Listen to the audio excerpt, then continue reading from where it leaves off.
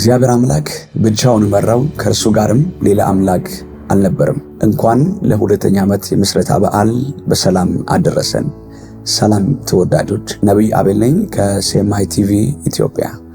ዛሬ አንድ ድንቅ የምስራች ይዤ በፊታችሁ ቀርብ ያለው ይህም ደግሞ ቤተክርስቲያናችን ኮቨናንት ኦፍ ሜርሲ ኢንተርናሽናል ቤተክርስቲያን በኢትዮጵያ አዲስ አበባ ሰሚት ፍየል ቤት ከተመሰረተች ሁለተኛ ዓመቷን አስቆጥራለች።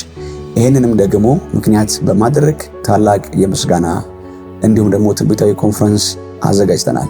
ፕሮግራሙም ሊጀምር እነሆ ጥቂት ቀናቶች ቀርተውታል። መጋቢት 15 ዕለተ ማክሰኞ ከማለዳው 3 ሰዓት ጀምሮ እግዚአብሔር አምላካችንን በአምልኮ ከፍ የምናደርግበት፣ እግዚአብሔርን የምናከብርበት፣ ስለረዳን ስላገዘን፣ ብቻውን መርቶ ስላመጣን እግዚአብሔርን የምናከብርበት ጊዜ ይሆናል።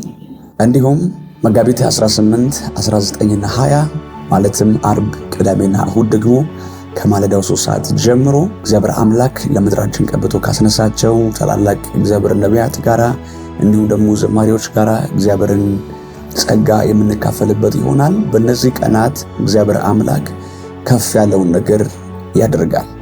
የታመሙትን ይፈውሳል፣ ያዘኑትን ያጽናናል፣ በተለያየ አይነት አጋንንታዊ ስርዓት ውስጥ ያሉትን ይፈታል፣ እንዲሁም ደግሞ በትንቢት መንፈስ ብዙዎችን ያጽናናል።